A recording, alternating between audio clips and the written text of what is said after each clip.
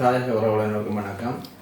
இலங்கை தீவு மாபெரும் அழிவுக்குள்ளாகி பல விலைமதிப்பெற்ற உயிர்களையும் சொத்துக்களையும் பல புவியியல் ரீதியாக பல சிதைவுகளையும் சந்தித்து நிற்கின்ற இந்த வேளையில் இந்த பேரழிவுக்கு முகம் கொடுத்து நிற்கும் இலங்கை வாழ் அனைவருக்கும் எங்களுடைய ஆழ்ந்த அனுதாபத்தை தெரிவித்துக் கொள்வதோடு அவர்களின்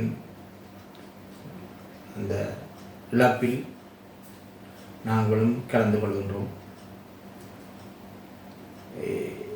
எது எவ்வாறு இருந்தாலும் இந்த இயற்கை சீற்றமும் கூட தமிழர் தாயக நிலப்பரப்பில் சீற்றம் கொண்டது ஏனோ குறைவாகத்தான் இருக்கின்றது.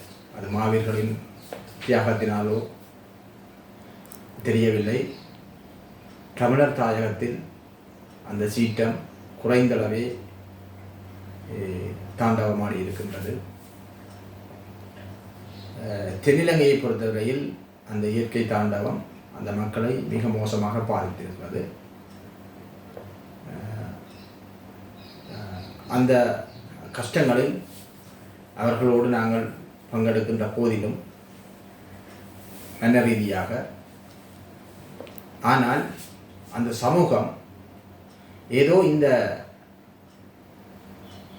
தமிழ் வடக்கு கிழக்கை தாயமாக கொண்ட தமிழ் பேசும் மக்களை அல்லது இலங்கையின் சிறுபான்மை இனங்களை எப்போதும் இரண்டாம் பிரஜைகளாகவே கருதி அவர்களை தொடர்ச்சியாக வந்தித்து வருகின்ற போக்கு இந்த தென்னிலங்கையில் உள்ள பல்வேறுபட்ட பிரிவுகளாக உள்ள மக்களிடமும் அரசியல் கட்சிகளிடமும் அது காணப்படுகின்றது. நாங்கள் இந்த இடத்தில் ஒரு இயற்கை அழிவை, ஒரு பேரிடரை இலங்கை எதிர்கொண்டு நிற்கின்ற போது அதை அரசியலோடு ஒப்பிட்டு கதைக்கின்றது பொருத்தமில்லாததாக இருக்கலாம். ஆனாலும் இந்த இடத்தில்தான் நாங்களும் தவறையும் எதிர்கால நாகரிகமான ஒரு நவீனத்துவ இலங்கையை கட்டியெழுப்பதற்கான சிந்தனையையும் அவர்களுக்கு மூளையில் பதிவிக்க முடியும் என்ற ஒரு சந்தர்ப்பமாக இது இருக்க வேண்டும் என்று நம்புகின்றோம். எங்களை பொறுத்தவரையில் இந்த 76 வருடகால இலங்கையின் வரலாற்றில் மாறி மாறி வந்த சிங்கள அரசாங்கங்கள் சிங்கள மக்களை மிக மோசமாக பிள்ளையாகவே வழிநடத்தி இருக்கின்றனர். அவர்கள் இனவாதம் ஒன்றே அவர்களுடைய சிந்தனையாக இருப்பதால் அவர்கள் தங்களுடைய அரசியலை முன்னெடுப்பதற்கு இந்த இலங்கையில் பிரஜைகளாக உள்ள ஏனைய சிறுபான்மை இனங்களின் மீது வன்மத்தை காக்கி அவர்கள் மீது இந்த இன வன்மத்தை தூண்டிவிட்டு தங்களுடைய ஊழல் நிறைந்த அரசியல் ஆட்சியை நடத்துவதற்கு அதை ஒரு யுக்தியாக கடைபிடித்து வருகின்றார்கள். நாங்கள் இந்த பொருளாதார வீழ்ச்சி வந்த மூட்டம் பல்வேறு சந்தர்ப்பங்களில் இப்போ இருக்கிற NPP அரசாங்கமும் கூட சொன்னார்கள், இலங்கையில் இனப்பிரச்சனை என்றது ஒன்று இல்லை, அங்கே இருக்கிறதெல்லாம் பொருளாதார பிரச்சனை தான். பொருளாதார பிரச்சனையை மீண்டுட்டா இலங்கையில் சுபிட்சமான வாழ்வு கொண்டு வரும். அப்போதெல்லாம் நாங்கள் சொன்னோம், நிச்சயமாக இலங்கையில் பொருளாதார வீழ்ச்சியிலிருந்து அந்த வீழ்ச்சியிலிருந்து மீள்வதற்கு தமிழ் செல்வந்தர்கள் ஒருபோதும் உதவக்கூடாது என்றால் இலங்கையில் சட்ட ரீதியான பாதுகாப்பு தமிழர்களுக்கு உறுதிப்படுத்தப்பட்டால் மட்டுமே புலம்பெயர் நாடுகளில் வாழுகிற செல்வந்த தமிழர்கள் அவர்களுடைய பொருளாதாரத்தை இலங்கைக்கு கொண்டு வர வேண்டும் என்று. ஏனென்றால் நாங்கள் எங்களுடைய மக்களுக்காக கொண்டு வருகின்ற புலம்பெயர் நாடுகளிலிருந்து கொண்டு வருகிற பொருளாதாரமும் கூட ஏதோ ஒரு வகையில் நாங்கள் விரும்பியோ விரும்பாமலோ இலங்கையின் பொருளாதார உயர்ச்சிக்கு நாங்கள் ஒத்துழைப்பதாகவே அமையும். அவை அவ்வாறு நாங்கள் அவர்களுடைய பொருளாதார உயர்ச்சியை பற்றி எங்களுடைய சட்ட பாதுகாப்பு உறுதிப்படுத்தப்படுவதற்கு முதல், அதாவது ஒரு அரசியல் தீர்வு வருவதற்கு முதல், பாதுகாப்பான மீளப்பெற முடியாத ஒரு அரசியல் தீர்வு வருவதற்கு முதல் நாங்கள் எங்களுடைய பொருளாதாரத்தை ஒட்டுமொத்தமான இலங்கைக்கென்று இல்லாமல் எங்களுடைய தமிழ் மக்களுடைய பொருளாதாரத்தை கட்டியெழுப்புவதற்காக கொண்டு வருகின்ற ஒவ்வொரு காசும் கூட அது ஏதோ ஒரு விதத்தில் இலங்கையின் பொருளாதார உயர்ச்சிக்காக அது பயன்படும் என்றதுதான் உண்மை. ஆகவே அந்த பொருளாதார மீழ்ச்சி ஓரளவு இலங்கை அடைகின்ற போது மீண்டும் இங்கே ஒரு இன குரோத கருத்துக்கள் சிங்கள பெரும்பான்மை குறிப்பாக இந்த பௌத்த துறவிகளிடமிருந்து வந்ததை நாங்கள் பல தடவை பார்த்திருக்கின்றோம். இப்போது அண்மையில் திருகோணமலையில் ஒரு புத்தர் சிலை விவகாரம் எவ்வளவத்திற்கு நடந்திருக்கின்றதை நீங்கள் பார்த்திருப்பீர்கள். நாங்கள் ஜேவிபியை பெரிதாக நம்பினோம், எம்பிபி அரசாங்கத்தை பெரிதாக நம்பினோம், எங்களுடைய மக்கள் நம்பினார்கள். ஆனால் அவர்களால் கூட அந்த புத்தர் சிலையை தடுத்து நிறுத்த முடியவில்லை. இப்போ தேர்தல் கால பிரச்சாரத்தில் எல்லாம் அது முதல் ஆட்சி காலத்தில் நடந்தது, எங்களுடைய ஆட்சி காலத்தில் எதுவும் நடக்காது என்று சொன்னார்கள். ஆனால் இவர்களுடைய ஆட்சி காலத்திலும் அதுதான் தொடர்கின்றது. ஆகவே எங்களுடைய அந்த பொருளாதார வீழ்ச்சியும் அந்த வீழ்ச்சியிலிருந்து நாங்கள் முயற்சி பெறுகின்ற ஒவ்வொரு சந்தர்ப்பங்களும் மீண்டும் எங்களுடைய அந்த சிறுபான்மை இனங்கள் மீதான இன வன்மத்தை தூண்டுகின்ற அந்த செயற்பாடுகளில் சிங்கள தேசம் தொடர்ச்சியாக செயல்படுத்தி வருகின்றது. குறிப்பாக அந்த முற்றிலும் திறந்த சித்தாந்த சீலத்தை கடைபிடித்து வருகின்ற புத்த துறவிகள் கூட அதனைத்தான் ஏனைய இனங்கள் மீது, சிறுபான்மை இனங்கள் மீது கக்குகின்றார்கள். அன்றைய அந்த விடயங்களை காணொளி வாயிலாக பார்த்த பலருக்கும் தெரிந்திருக்கும். காவி தரைத்து மொட்டையடித்த துறவிகள் எவ்வாறான இன விரோத போக்கை, இன முருகல் நிலையை ஏற்படுத்தக்கூடிய போக்கை தொடர்ச்சியாக கடைபிடித்து வருகிறார்கள் என்பதை நாங்கள் அந்த காணொளிகளில் பார்த்திருக்கின்றோம். எனவே இந்த சீற்றமும் கூட, இயற்கை சீற்றமும் கூட ஒரு குறிப்பிட்ட காலத்தில் நாங்கள் இதிலிருந்து மீண்டு வந்த பின்பும் இதனைத்தான் இந்த சிங்கள தேசம் தொடர்ச்சியாக தமிழர் தேசத்துக்கு செய்யும்.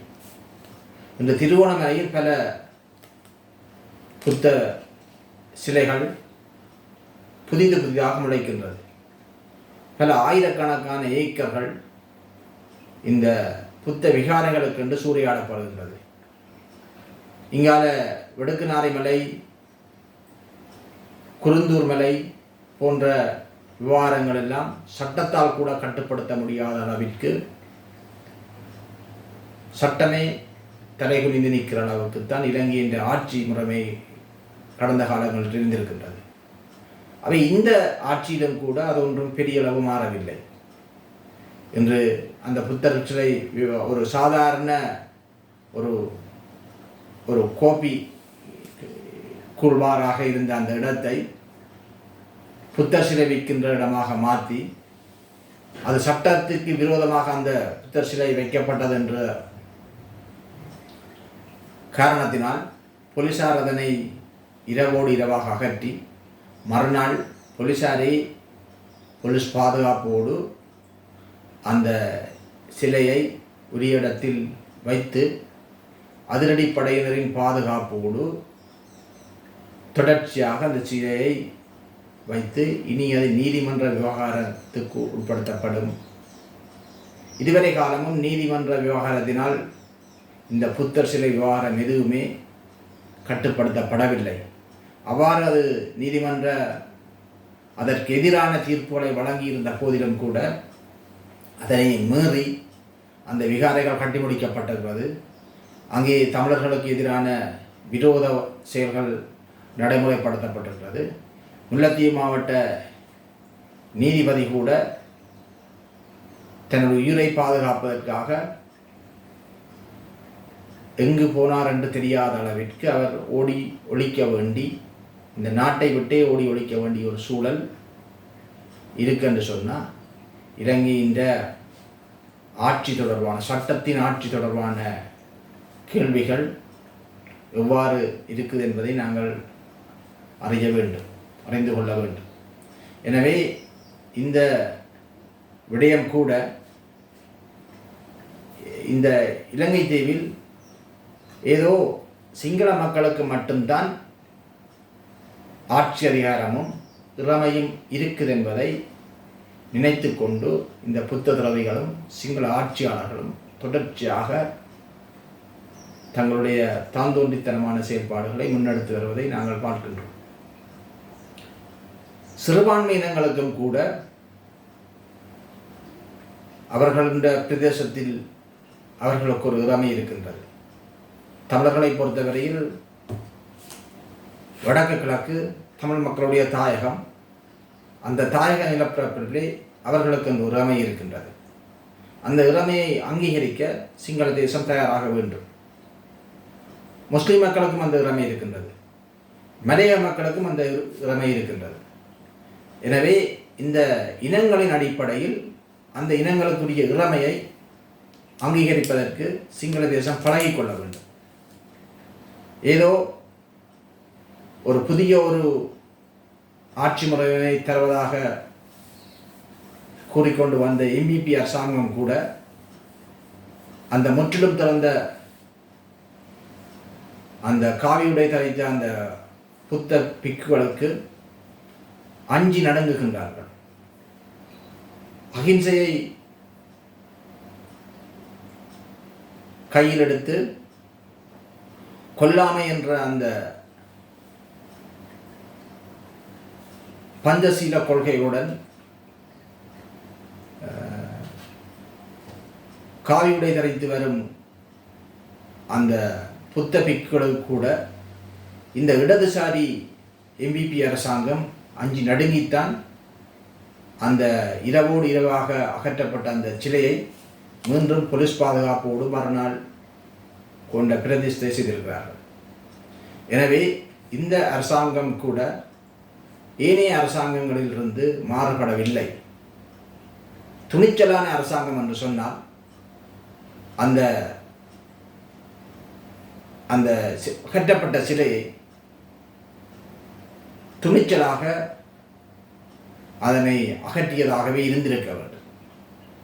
இதனை விட்டு சிறுபான்மை இனங்கள் என்ற வகையில் அவர்களுடைய உணர்வுகளை புரிந்து கொள்ளாமல் பெரும்பான்மை இனத்துக்கு மட்டும் தான் அந்த இறமையும் அவர்களுடைய அந்த ஜனநாயக விழுமியங்கள் அல்லது தாந்தோண்டித்தனமாக அடாவடித்தனங்கள் மட்டும்தான் இலங்கையில் மதிக்கப்படுகின்ற என்ற அந்த செய்தியைத்தான் இந்த எம்பிபி அரசாங்கமும் சொல்லியிருக்கின்றது.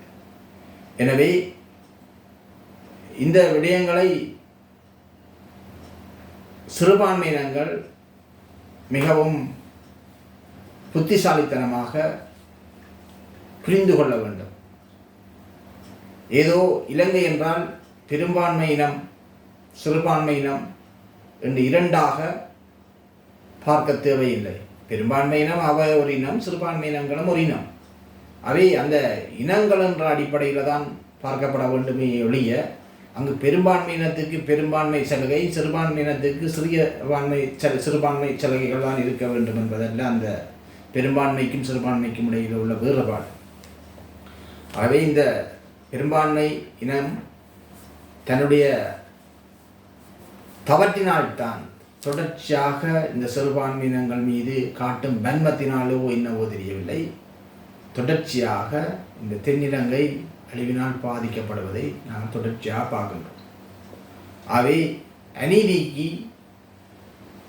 அநீதியை தட்டி கேட்பதற்கு இயற்கை இந்த சிறுபான்மையினங்களுக்கு துணை நிற்கின்றது என்ற அந்த செய்தியைத்தான் எங்களால் பார்க்கக்கூடியதாக இருக்கின்றது. இந்த அழிவில் நாங்கள் அரசியல் கலைக்கின்றோம் என்பதல்ல இங்கே பொருள்.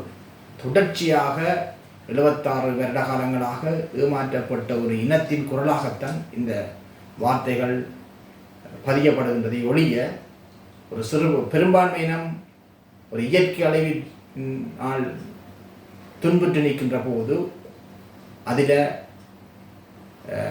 மனநிறைவு காண்பவர்களும் அல்லது மகிழ்ச்சி காண்பவரும் அல்ல நாங்கள். உங்களுடைய இந்த இயற்கையின் சீற்றத்தினால் நீங்கள் தொடர்ச்சியாக அழிக்கப்பட்டு கொண்டிருக்கிறீர்கள்.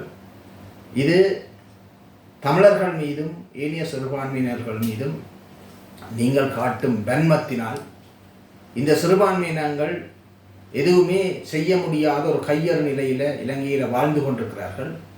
ஆகவே அவர்களின் அந்த அழிவுக்கும் அவர்களுக்கு இழக்கப்படுகிற அநீதிக்கும் ஒரு சாட்சியமாக நிகழ்காலத்திலே அந்த ஒரு ஒரு மறைமுகமாக தட்டி கேட்கின்ற அல்லது தண்டிக்கின்ற ஒரு ஒரு செயல்பாட்டைத்தான் இயற்கை சிறுபான்மையினங்களுக்கு துணை நின்று வரலாற்றில் பதிவு செய்கின்றது. ஆகவே இவ்வாறான இயற்கை சீற்றங்கள் இலங்கையில் வரக்கூடாது என்ற அந்த வேண்டுகோள் சிறுபான்மையினாகிய நாங்களும் முன்வைக்கின்ற அதே வேளை பெரும்பான்மையினம் சிறுபான்மையினத்தை முதலாவது மதிக்கப்படாத வேண்டும். இந்த புத்த பிக்குகளின் அந்த இனவெறி ஆட்டத்திற்கு இப்போது இருக்கின்ற இந்த இடதுசாரி அரசாங்கமும் கூட அடக்கித்தான் வாசிக்கின்றார்கள்.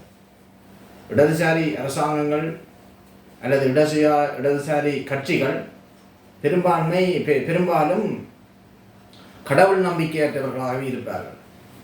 ஆனால் அவ்வாறான அந்த இடதுசாரி அரசாங்கமும் கூட இந்த புத்த பிக்குகளின் காலில் மண்டியிட்டு விழுந்துதான் அனுரா திசாநாயக்காவும் தனது ஆட்சியை ஏற்கும் போது புத்த பிக்குனுடைய காலடியில் மண்டியிட்டு விழுந்துதான் அந்த ஆட்சி பொறுப்பை ஏற்ற ஆசீர்வாதத்தை பெற்றார். ஆகவே இந்த ஜேவிபி அல்லது எம்பிபி அரசாங்கம் ஒன்றும் இடதுசாரி கொள்கையை முழுமையாக கடைபிடிக்கின்றது என்றதல்ல. அவர்களும் கடந்த காலத்தில் நடந்த அந்த தாண்டவ வெறியாட்டத்துக்கு துணை போன இந்த பேரினவாத அரசாங்கங்களும் செய்த மாதிரியே மத கொள்கையை தீவிரமாக ஆதரித்துத்தான் அவர்கள் ஆட்சியை முன்னெடுக்கின்றார்கள்.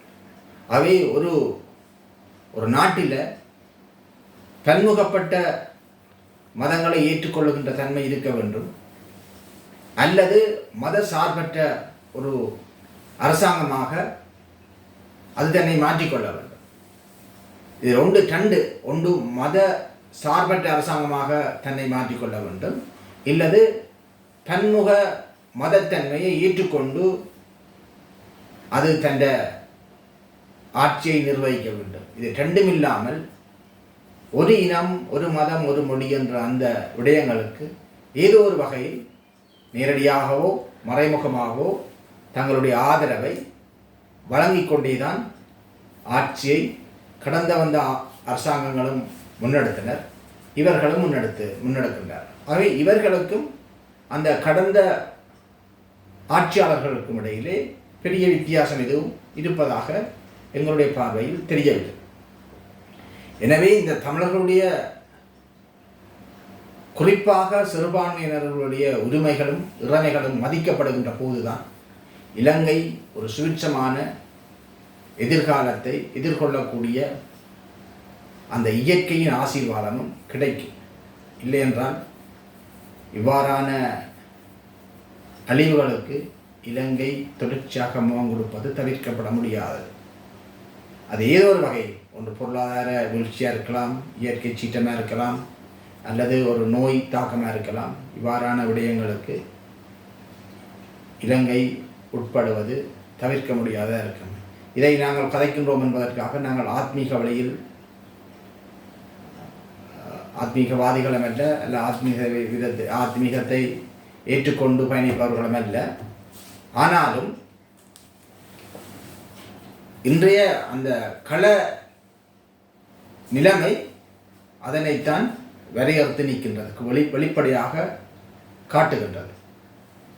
எனவே தொடர்ச்சியாக இந்த இலங்கை இவ்வாறான